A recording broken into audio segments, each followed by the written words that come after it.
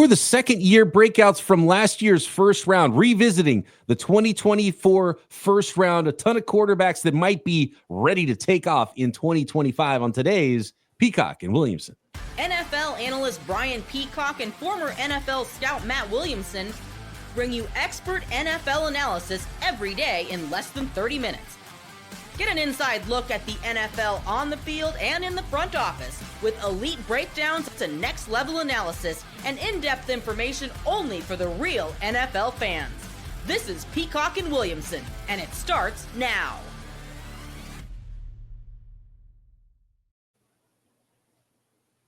Welcome to the Peacock and Williamson NFL Show. Brian Peacock alongside Matt Williamson at BD Peacock at Williamson NFL. Thanks so much, everybody, for hanging out with us every day, making us your first listen here on the Locked On Podcast Network, your team every day. Subscribe on YouTube and everywhere you get your podcasts. And if you are not subbed up yet or you're new to the program, welcome. And you can always drop a question or a topic for us to hit. And we do have a listener that helped us think of a couple of episodes here that we want to do, and we're going to kind of make it a two-part series with today and tomorrow's show and talk about the first round of 2024 and then some breakout players from the first round. And then on tomorrow's show, talk about maybe some second, some third-year breakouts, some guys that weren't first-round picks, but it was such a phenomenal first round last year. I think there's a lot to get into in this one, just looking at the first round picks from 2024 and what they might look like going forward. So yeah, get those questions into us at Peacock, at Williamson NFL, or in the YouTube comments. Matt, let's start with the top of the draft. And of course, quarterbacks was the name of the game in the 2024 class. Some of them have already made good, so we can't talk about Jaden Daniels as a breakout, but the first two guys, or the first and third guy in Caleb Williams and Drake May with the Bears and the Patriots, respectively. I mean, sky's the limit still with both of those guys. And I think they showed enough, and they're in good enough situations where you could project that those breakouts could be coming just a year later than the guy that went number 2 to the Washington Commanders in Jaden Daniels. First of all, I think this is a remarkable draft class. You know, I mean, guys like Brian Thomas go late and Quinyon Mitchell that already look like stars. And you mentioned Daniels, and I do urge people. 1 year ago, we said the same thing about Stroud. You know, like, we have nothing to worry about this guy. I'm like, and he didn't take another step forward, or maybe he took a small step back. I don't know that that's on the horizon, but it's pretty amazing that we look at this class and Malik Neighbors or Brock Bowers can't win Rookie of the Year because of Daniels just being so good as a rookie and already being talked about as 5th, 6th, 7th best quarterback on the planet. So unbelievable. I'm not worried about Daniels. I am still worried about Caleb. Now, I think what he was asked to do last year was almost an impossible task in a very dysfunctional organization. But let's also rewind a year ago. I mean, Caleb Williams was going to the best situation any first-round pick ever has. Well, he really wasn't, but it wasn't that bad. You know, he still had DJ Moore and Odunze, and, you know, I mean, there wasn't the normal first overall landing spot where Mays was. I mean, there wasn't any good football players around him. And Mays, to me, proved more than maybe anyone, including Daniels. You know, I think May is going to be a star. I don't know about Williams. With Caleb Williams, not only was it a pretty good landing spot, it's actually gotten a lot better. And the best possible offensive mind you could have thought you could have paired with him, they were able to get in Chicago as their head coach now in Ben Johnson. So, and here's the thing is, being a disappointing quarterback as a rookie is much different now than it used to be. Caleb Williams threw for 3,500 yards with 20 touchdowns to 6 interceptions. Like, rookie year Peyton Manning would kill for that touchdown to intercept. Troy Aikman. You know, right? yeah. Troy Aikman had a 50-50 chance of throwing a touchdown or an interception in his Hall of Fame career, let alone as a rookie, right? So it's very different now. I'm just looking at the stats as they were. I'm actually blown away how great his stats are. He almost had another 500 yards rushing. Now, he didn't have the 6 touchdowns rushing like Jaden Daniels did, but they were within 15 yards of each other yardage-wise. Now, much more efficient for Jaden. Yeah, 3,541 passing yards for Caleb Williams as a rookie, 3,568 passing yards for Jaden Daniels. on 80 fewer attempts. So obviously the efficiency was way higher with Jaden Daniels in Washington as a rookie. He threw for 5 more touchdowns and had 6 rushing touchdowns on top of it, so 11 more total touchdowns. He did throw 3 more interceptions that Caleb Williams did. I think on the way paper, the year went, you would say, a little disappointing. Thought Caleb Williams might be better, but if we sat there after draft day 2024 and said, okay, Caleb Williams, he's going to have 3,541 passing yards as a rookie, 20 touchdowns to 6 interceptions, you'd be like, yes, please, I will take that all day. Yes, but it doesn't pass the sniff test either. I mean, it bothered me coming out of USC. He's the ultimate prospect, first overall pick any year he comes out, but man, he takes a lot of sacks, but USC's O-line is so bad. I'm like, it's still the University of Southern Cal. I mean, they probably have better players than most people. And the sack thing really worries me, and now we'll know. They go out and get 3 interior offensive linemen around him, a better coach, better situation. Is it him or is it you? And I do think he was work ethic, things like that don't worry me at all. Smarts, he's very cerebral for a rookie too, but there are some things about his feel for the game that I have a little bit of concern about. Where I think May's like the natural. But stats wise, May has a long way to go. He had about 1,000 fewer yards than either one of the other 2 quarterbacks over the course of his rookie season. He had more touchdowns, way fewer touchdowns, more interceptions than both of them. So, and obviously a lot less talent. So they're still building that thing, and they might even be close to the talent on offense that either one of Caleb Williams or Jaden Daniels has for Drake May, even into year 2. So we might have to talk about him as a year 3 breakout, depending on how much we see. But obviously a huge candidate for him to break out here in year 2. And I think you feel okay about all 3 of those quarterbacks. You're not worried about the butt label yet with those 3 guys, at least in my opinion. Marvin Harrison, the next three, you don't feel too bad about, the quarterback, right? Yeah. We expected this guy's just going to be a pro from day one, which he was. I mean, I was talking about the next 3 quarterbacks. I'm sorry. Oh, I thought you meant the next 3 players, but I was going to say, it could go for true. Yeah, that's true. Yeah. Years. Picks really 4, 5, and 6 in this draft were Marvin Harrison Jr. to the Cardinals. Joe Alt went to the Chargers at 5, and I don't think they feel terrible about taking an offensive lineman over Malik Neighbors at wide receiver, who went the next pick, number 6 to the New York Giants. And obviously Malik Neighbors has looked really good too. And he had 1,200 yards and 109 catches with 7 touchdowns as a rookie. So he's already broken out. I think there's still some breakout to come though for both Marvin Harrison Jr. and Joe Alt. Marvin Harrison had 62 catches for 885 yards and 8 touchdowns. Alt's going to be a star. Neighbors is a star. Even on draft day, I found it funny at the time that, some people in the league like Neighbors more than Harrison. I'm like, I can't quite get there, but I should have. And I urge people to check out Reception Perception, Matt Harmon. And he doesn't dislike Harrison, but he made some really good points in his write-up that, first off, the Cardinals made him do all the hard stuff. He's at the X line of scrimmage, getting beat up. I mean, they never moved him around.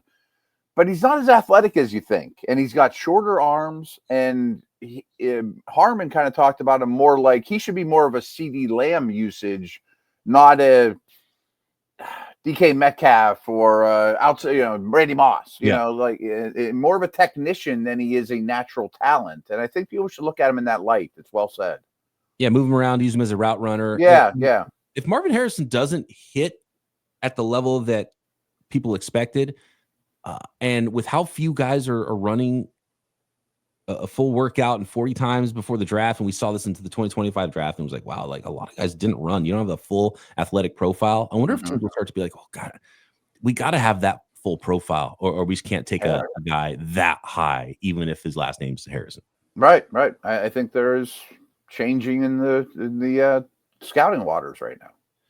Pick number 7, J.C. Latham, Tennessee Titans. Do you want to have the conversation about offensive tackles switching sides from college to the NFL, and then after a year going back to their normal side? There's some interesting offensive tackles from this whole first round it's all about quarterbacks and offensive tackles. Yep, and the receivers are really good too. And I found it odd that so many tackles landed in spots where they had to switch sides. And now it looks like Fuaga with New Orleans and Latham with Tennessee are going to go to the right side where they belong. So I think that's promising for them. We'll get to Faetanu, but he's a left tackle that really has now been a right tackle for Pittsburgh for 2 years, even though there's injuries. So same with Alt. So I think some of them are getting comfortable, and some of them are going to where they really should be at.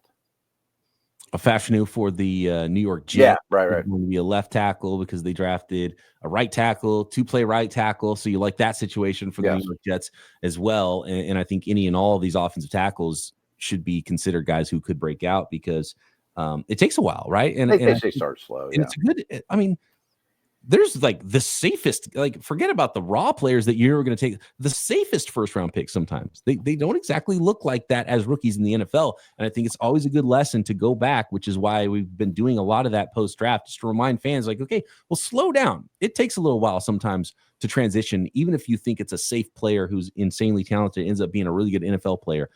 It might not be week one, year one. Right. Like, I find it interesting. Like the Saints, good for them. They drafted tackle. You know, I mean, that's a great start. I love building your team that way.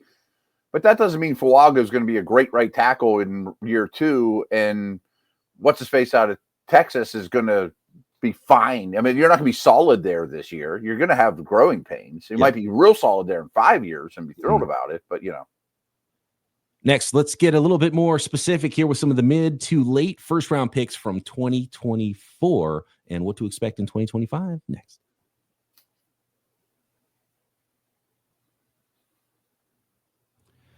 This episode of Peacock and Williamson brought to you by LinkedIn. LinkedIn Jobs. As a small business owner, your work doesn't end when the clock hits 5. Your business is always on your mind, which means it's time to hire. You need a partner that works just as hard as you do. That's where LinkedIn Jobs comes in. When you clock out, LinkedIn clocks in. LinkedIn makes it so easy to post your job for free, share it with your network, get qualified candidates all in one place. And when you post your job, it's easy. LinkedIn's new features, and they know you wear a lot of hats as a small business operator. So all the new features at LinkedIn helps you do everything, including write jobs descriptions and quickly get your job in front of the right people with deep candidate insights. And here's a pro tip. Add it to your hashtag hiring frame to your profile picture to double your reach to qualified candidates. No wonder 72% of small businesses say LinkedIn helped them find high quality hires. So post your job for free at linkedin.com/lockedonnfl. That's linkedin.com/lockedonnfl to post your job for free. Terms and conditions apply.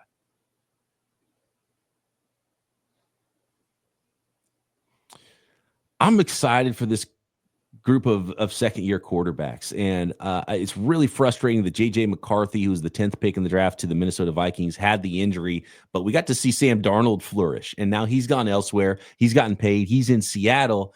And Michael Penix was the surprise 8th pick to the Atlanta Falcons. Rome Odunze, I think, is going to be just fine as a big-time playmaker for the Chicago Bears that was in between those two quarterbacks.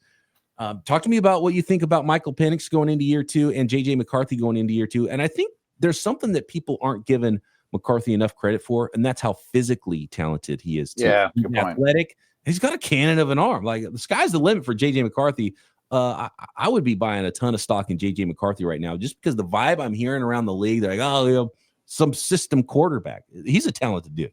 He's a talented dude, and a lot of it's because they had such an awesome defense at Michigan and ran the ball, and he wasn't asked to do a ton, but I think he can do a lot. And I'm with you. I'm definitely buying more and more McCarthy stock, and a lot of that's because I think his situation is phenomenal. Yes.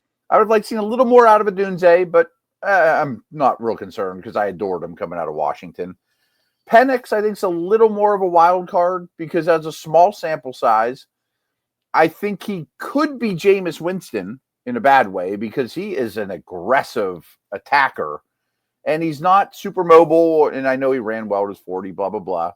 And I'm not real worried about him, but I think he's probably the biggest wild card of any of these 6 first rounders. And that seems weird because McCarthy hasn't played. Right. No, I agree with you. Absolutely. Yeah. But a lot to build on. And they're like, for sure. So Ola Fashanu was the 11th pick to the Jets, and then a little bit of a shocker pick, I think, for the Denver Broncos at the time. And I think people really liked what they saw from Bo Nix as a rookie. What's his ultimate upside?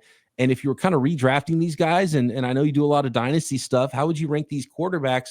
Have we just kind of seen what Bo Nix is? Because he led all rookie quarterbacks in passing yards, 3,775. He had the most passing attempts, even more than Caleb Williams, 29 touchdowns to 12 interceptions. And he just looked like he fit right in there with Sean Payton's offense in the Denver Broncos. I don't have much more to add other than that. Other than I thought Peyton was showing a lot of hubris when he made this pick, because I was not a huge Knicks fan. I thought he was more of a early round 2 type of guy. But he got better and better and better, and obviously is very mature, has a lot more traits than people want to give him credit for. He's also a very good runner. I would be shocked if he takes a step backwards this year. I think Knicks is going to continue to ascend. I think back to early Bo Nix at Auburn. He's a big-time recruit, too. Yeah. Like, oh, he's the physically talented guy. And then he ends up at Oregon later, and you're like, oh, he's the boring quarterback all of a sudden. It's like, okay, I guess that kind of worked out for him, because he has some physical ability, and you need to coach the boring into some of these young quarterbacks. Yeah. I mean, a lot of dump offs to running backs, but that's what Sean Payton wants. And, a lot. I think that was by design, though, for a young quarterback to protect him as well. And I think someone like Caleb Williams can be like, yeah, dude, get the ball out of your hands. Exactly. It's okay. Take the layup. Yeah. By the way, we kind of glossed over Rome Odunze, and Ben Johnson had a lot of great things. Like, this guy works like a pro. I do expect a lot from Rome Odunze. Maybe just kind of be the true number one potentially. So if we're talking about second-year breakouts, he had 54 catches for 734 yards, 3 touchdowns. He might be the top of the list of second-year breakouts of guys that haven't yet, Yes. Yeah. Brock Bowers broke out immediately. What more is there to say about him? I mean, it's unbelievable. Almost 1,200 yards and 5 touchdowns as a rookie, 112 catches. And if it wasn't for a certain quarterback, he would have been the offensive rookie of the year in that class. He has broken out. Maybe could be better as a blocker, but to be honest with you, man, it's a big slot role, which is kind of, whether you're built like Amon-Ra St. Brown, whether you're built like Brock Bowers, whether you're built like, Wes Welker, the blocking comes secondary. And I know it says tight end next to his name, but he's a matchup nightmare in the passing game. That's going to be his job in the NFL.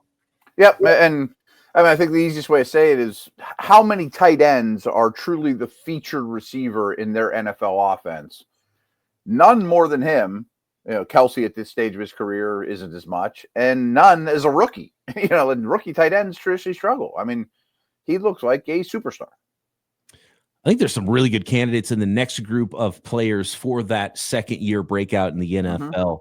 Talise Fuaga, who we already mentioned, going back to his side on the right side where he should be. He just projects as an awesome right tackle in the NFL.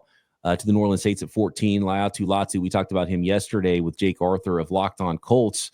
15th pick, Byron Murphy, who is maybe one of my favorite breakout candidates here. We just didn't quite get to see it due to a lot of circumstances as a rookie for the defensive tackle for the Seattle Seahawks. Then Dallas Turner at 17 to the Minnesota Vikings. And I mean, the Vikings went all in on that 2024 first-round draft class, and then Amarius Mims, the 18th pick, to the Cincinnati Bengals. A lot of high-upside players. There might be some busts in this group, but I think there's going to be some breakouts as well.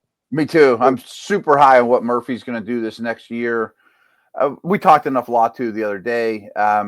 Turner worries me just because he doesn't play with power. And I think that is an absolute key, that if you can't win with power consistently off the edge, offensive tackles have too easy of a time.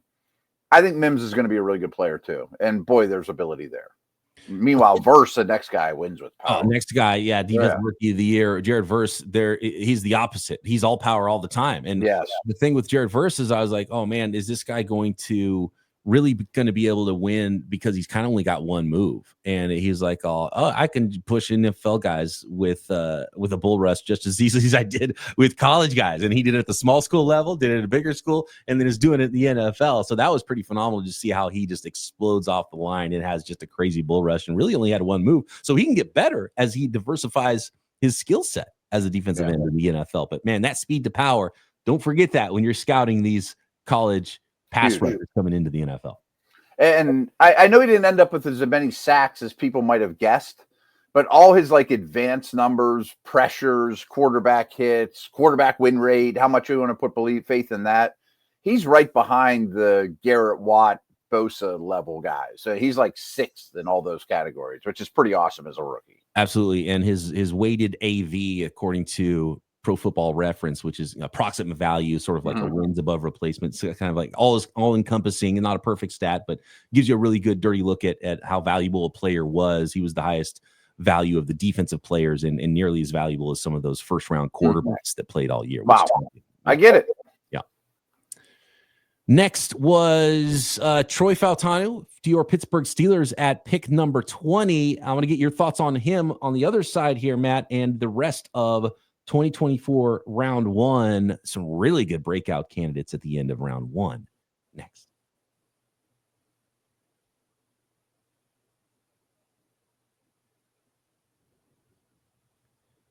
So pick number 20 in the 2024 NFL draft was Troy Fautanu, offensive tackle out of Washington, went to the Pittsburgh Steelers. What was the early scouting report on Fautanu, and what do you expect from him going forward, Matt? Yeah, he actually sat down with us after practice last week at minicamp, and very likable dude. But he looked really, really good in camp before getting injured. I mean, he got injured at a terrible time. He was adjusting from left tackle to right. He's going to be a right only from now on. I'm trying not to be too optimistic and too black and gold colored glasses, but I will tell you right now, including Zach Frazier, who's really good from this class, that they think he has a chance to be their best O lineman in a long time. Everyone loved the tape. Is there any he's too short when he got into the NFL? I think he had some knee stuff coming out and then he got hurt, and he has very long arms and he doesn't play small. I mean, he's a little on the short side, but he moves so well and he's perfect for like this outside zone scheme too. So as far as breakouts, Chop Robinson with the 21st pick was kind of already primed and ready to go as a rookie and really finished strong. He ended up with 6 sacks as a rookie, actually had more sacks than Jared Verse as a rookie. And given how few sacks he had in college, I remember being really high on Chop Robinson. And so I think this was a hit for me. And I've definitely had some misses. I've had some misses so far in this first round, guys I thought were going to be good right away. I thought Chop Robinson was you watched his tape, it was like his get off is ridiculous. He can get to the quarterback, but in college, these teams are just getting the ball out so fast and spreading it out that his clear wins weren't resulting in sacks. And I think you started to see some of those become sacks even as a rookie in the NFL. So I'm excited about Chop Robinson. Maybe this is even a July conversation, but I'm warming up to the idea that just because you didn't produce a ton of sacks at college, you won't in the pros, because the college game is just RPO, get it out now. You can't even get there. You know what I mean? It's such a weird scheme. And to your point, he came on really strong as the season went on in particular. He gets it. Dynamic athlete. Yeah. Really good athletes here as well, with Quinyon Mitchell going 22 to the Philadelphia Eagles, which is just a steal. And you look at Howie and you're like, great job, Howie. It's like, well, bad job rest of the league letting all these good players fall to him, right? He's just collecting the guys who fall to him. And then Brian Thomas. Both these picks, Mitchell and Thomas, I mean, they definitely would have been top 10 picks in this draft. And even not knowing what they did in the pros. The Jags got the double whammy because they got to move down. Right. And then still select Brian Thomas, who was even better than people expected, but everyone expected him to go higher than pick 23. So phenomenal for the Jaguars to get him at 23, 87 catches, 1,282 yards, and 10 touchdowns as a rookie. He's done broke out already, man. Oh, yeah. In the dynasty world, he's like a top 6 receiver. That sounds crazy, but he has that kind of ability. Him and Mitchell are already stars to me. Some really good candidates to break out here at the end of round 1. And Terrion Arnold, Detroit Lions cornerback, I think is a really good one. And I think his learning how to play the NFL style versus how he played at Alabama, so physical. And, I think that was probably the big transition for Terrion Arnold. I still expect that he's going to be a really good player in the NFL to corner. Jordan Morgan's an interesting one because I thought he was slightly overdrafted. I did too. And just judging by what the Packers have done, I wonder if they maybe think that he was overdrafted at this point. Not to crush the young man, there's a lot to go, but first round guard, you want to see some special things happening early in their career for a guy to go that high on the interior. And I think we did see that from the next pick, Graham Barton at center for the Tampa Bay Buccaneers. Oh, I think Barton will be one of the best centers in the league for a very long time. Arnold, unlike Mitchell, is a typical rookie corner where there's always going to be growing pains. Tackle and corner are really hard positions to be good players as rookies, but I'm not worried about them. And as for Morgan, we talked about 25 names here.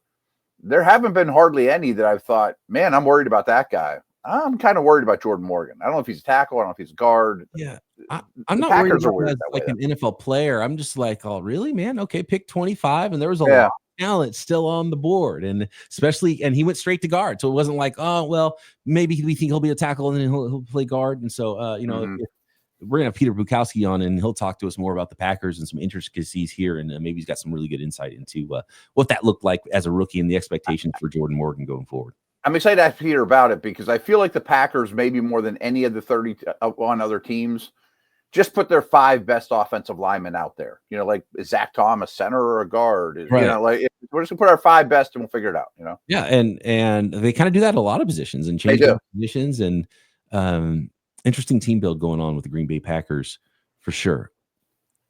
Another quick note on Terrion Arnold, and this comes up just because it's fresh in my mind going back over the 2022, 2023 NFL drafts. 2022 and 2021 NFL drafts 3 and 4 years ago. And all the Alabama players that were like, man, they look amazing together. And then you get them out separately and they don't look as good when their teammates aren't also all-stars. Yeah. Some of that with Georgia defensive players too, Yes. you know, and that's something I think we need to be aware of in the scouting world too, is we got 11 4- and 5-star recruits out here in their 3rd year in the system. It does make everyone's life a little easier. It's a little different than being Quinyon Mitchell at Toledo. For sure, breakout candidates here to end the first round. Pick 27, the Arizona Cardinals selected Darius Robinson, who was hurt most of his rookie year. So we don't quite know what he is. And I think the Cardinals don't quite know either because they added so many defensive linemen. They've kind of got one of each. And I think they're just gearing up for like an insane rotation on that D-line. Oh, yeah. It's Eagle-centric, and Calais Campbell's the grandfather that now is going to take all these young guys under his wing. And, hey, Darius, just do everything Calais does, you know? Yeah, perfect comp for the style of player. Huge, big power end. They can rush from inside. Yeah, love that. I love what they've done to their D-line overall, you know? Xavier Worthy came on strong at the end of his rookie year. The numbers don't blow you away. But not how you think. I mean, he's not Ted Ginn. Right. No, not at all. Yeah. He kind of started playing more of the Rashay Rice sort of a role, actually. They scheme him up, crossers, get the ball in his hands. Yeah, so he's better than I thought. I thought he was going to be pretty one-dimensional. Do you want to see more of the speed become a factor? Because that's why you draft a guy who runs a 4.21. Is that what it was? Right. Yeah. Yeah, their deep passing was really bad last year. Yeah. That can't keep up. 59 catches for 638 yards and 6 touchdowns as a rookie for Xavier Worthy. End of the first round, pick 29, Dallas Cowboys selected offensive tackle Tyler Guyton. Baltimore Ravens took corner Nate Wiggins. Ricky Pearsall, what a whirlwind his rookie season was. Got shot right before the season started and is a huge breakout candidate, I think, here in year 2, but now has a hamstring injury, and so we won't see him until training camp. And injuries are always a big factor in guys not fulfilling their promise into the NFL. And then the very last pick, the Carolina Panthers moved up to get Xavier Legette, wide receiver out of South Carolina, at pick 32. Matt, what do you think about these last few picks? And who are you excited to see in year 2 as a breakout player? Guyton worries me, but that's just very typical 29th pick in the draft, traitsy tackle stuff. You know, like he may turn out to be great. Who knows? I mean, it's going to take a little time. I think it's noteworthy that, like the rest of the Ravens defense, the last 6, 7, 8 games that they played, including playoffs, were really, really good. And I think he found himself. And I'm going to lump these 4 receivers together because it went Pearsall, Legette, Coleman, McConkey to finish and start the round there, around the turn. Pearsall is one of my absolute favorite dynasty targets. I've been picking him up for cheap in drafts left and right, and people have given up on him way too soon. I think he's going to be very, very good. And the other 2 worry me a little bit, Legette and Coleman, but McConkey to me is 100-catch guy, year after year kind of guy. Yeah, to stay healthy, McConkey is the big thing with him. He had 1,150 receiving yards. Pearsall had 400 yards. Legette had 400, almost 500 yards as a rookie. Pearsall was interesting because he got a slow start. He was hurt in camp and didn't have a normal start to his rookie year, and obviously got shot in the chest and was able to come back from that and play as a rookie. And there were games where he was just a cardio king and not getting the ball at all. And then there were games where he looked really good. The thing he will be able to do is get open and catch the football. He's got pure hands. He's got quicks. He's going to be a good route runner. Is the volume going to be there? Is he going to be big time after the catch guy or big time down the field guy. I'm not so sure, but in Shanahan's offense, they're going to look for him. He's going to be able to get schemed open. He's going to run routes and get open, catch the football. I think there's a huge breakout opportunity to him with Debo gone and also Ayuk hurt to really break out. He's got to stay healthy though. And Leggett kind of just got a guy drafted right over the top of him. I think it might actually help him though, because instead of him being the prototypical on the line of scrimmage X, which he is not equipped to do, he's bad against man coverage, he has bad release moves. I think maybe he'll be like the Debo move around type guy where T-Mac can be the true X. That may not help his numbers, but I think it'll help the offense, getting him in the proper spot. Development and his role, even though maybe it doesn't, explode statistically. Right. Yeah.